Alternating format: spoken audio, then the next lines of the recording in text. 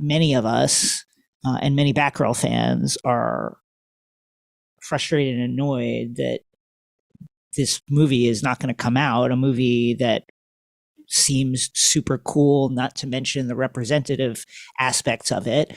But it is also really possible that a lot of people are just going to lose their jobs, like in this restructuring.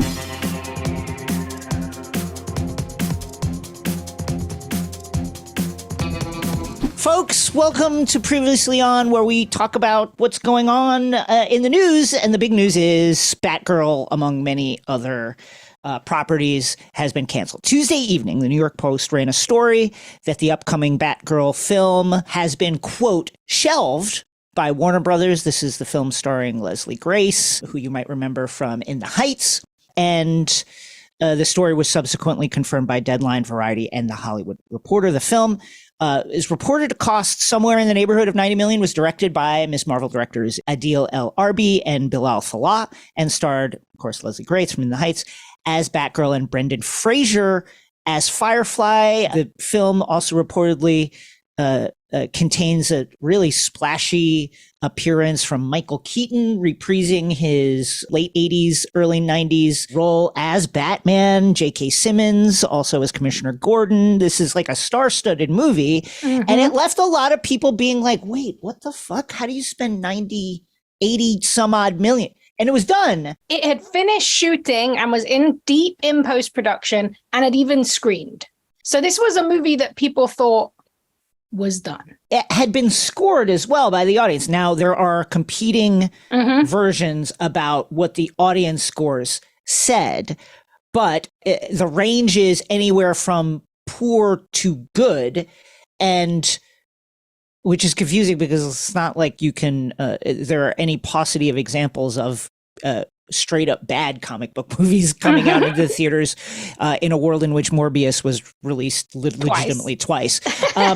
This follows Wonder Twins, the movie starring Riverdale's KJ Apa and 1883's Isabel May, which were slated to premiere on HBO Max but were canceled in May. So the question that many people are asking is, okay, what's going on?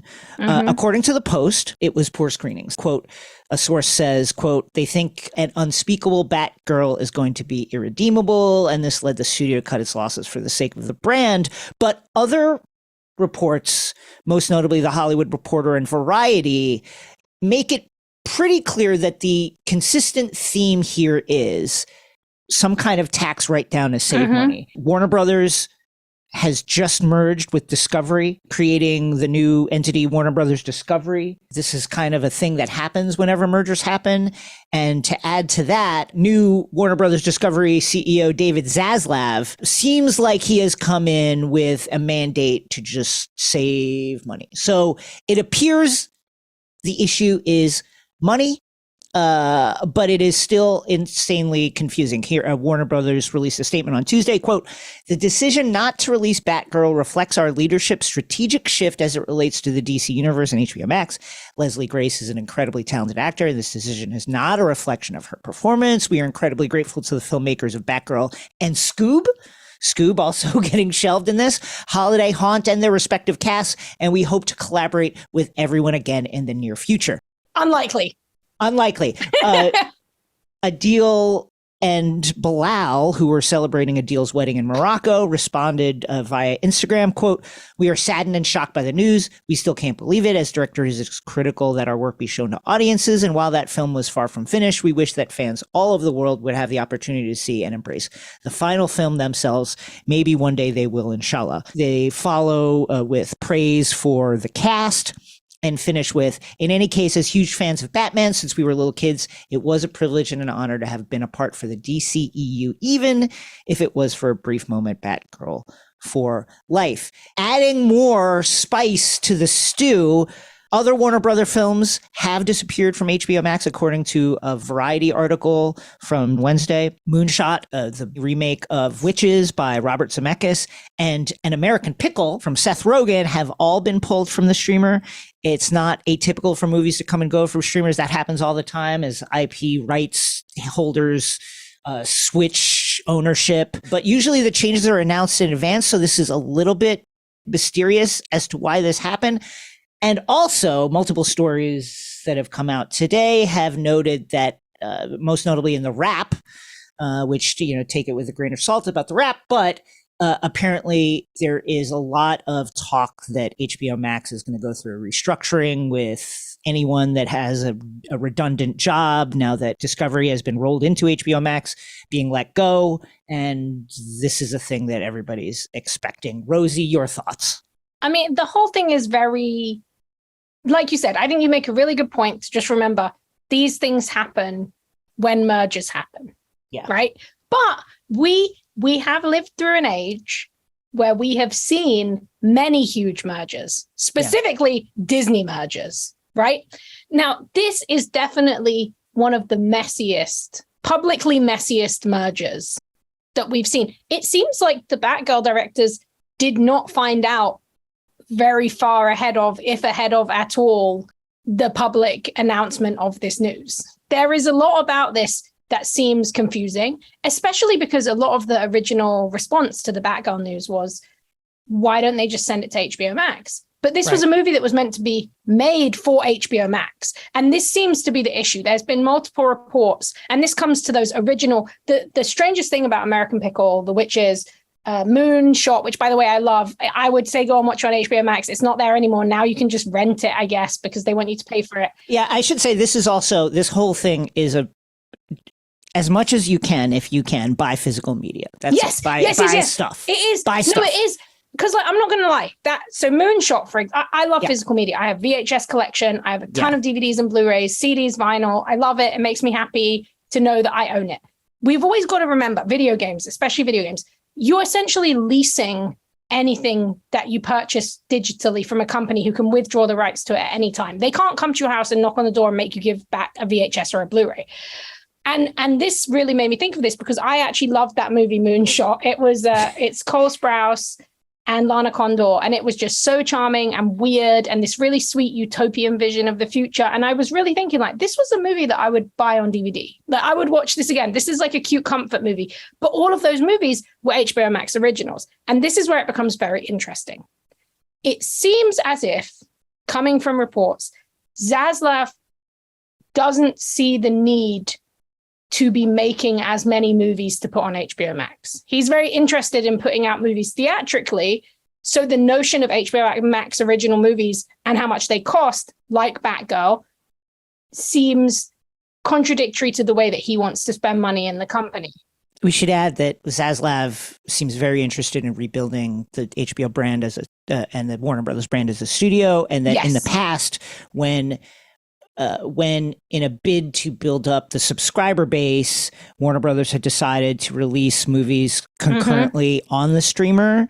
A lot of stars complained about it because it just weakened their brand, made it seem like a less authentically high quality. That said, reports say that they did get them back on side with some pretty generous bonus payments, but stars did complain about it. Yeah, because a lot of Hollywood movies, especially if you're a star who's doing a movie that could become a big franchise, but they're not sure, a lot of your money and deal comes from the back end, the money it makes at the box office. So by putting it to streaming, you take some of that away. Allegedly, Warner Brothers paid a lot of people a lot of money to make them talent friendly again. Warner Brothers has long been known as one of the most talent friendly studios, and that was a really controversial decision for them. And it's ironic because my understanding generally from this reporting and other reporting is Zaslav had kind of made an effort to try and bring those stars back to have those conversations and make people feel secure.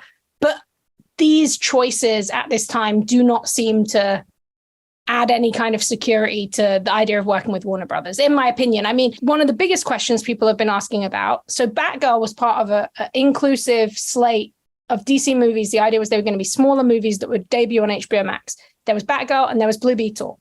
And the director of Blue Beetle has been going around liking tweets that say save Blue Beetle. So even he doesn't necessarily know the status of the movie. So it seems like there's a communication thing here. We should add, too, that I think particular to the DCEU, this is particularly painful for fans of color because Batgirl, a Latin actress, and then Blue Beetle, one of the most famous Latin superheroes in comics. So this is a tough pill to swallow. Blue Beetle had reportedly, I'd missed this, but I guess Blue Beetle had reportedly already been switched to a theatrical release. So fingers crossed that will be safe and will still happen, especially because I love the kid that they cast. I love the kid from Cobra Kai. He's absolutely wonderful. And I'm kind of, the whole thing is really tough because it is tough. These things do happen, but it is hard not to recognize who they happen to. It's hard not to see the news of Batgirl and then this afternoon Warner Brothers decided to announce when Joker 2 would come out and how that was still coming out, right? And that was relatively low budget movie the first time. I'm sure the budget will be higher. And it was very successful, nominated for 11 Oscars. Nobody expects you to get rid of that. And especially as my understanding from reports is Zaslav has said he's found like a kindred spirit in Todd Phillips. So that was probably always going to happen. But it's very understandable for people who wanted to see a more inclusive vision. And Batgirl, being Latina and also being a woman of color has precedent in the Lego movie. And this was a casting that people were actually really into. Leslie Grace was a breakout performance. And, I think it's really tough because there are lots of different, like Jason said, there's lots of different reports. There's Reddit threads that are just full of people who had incredible screening experiences. Yeah, and they said they loved it. Like, I take those with a grain of salt, but the range of review of audience score is definitely not trending towards bad. Not towards all bad or overwhelmingly bad. Hollywood Reporter actually said that it scored comparably to It and an early cut of the Shazam sequel.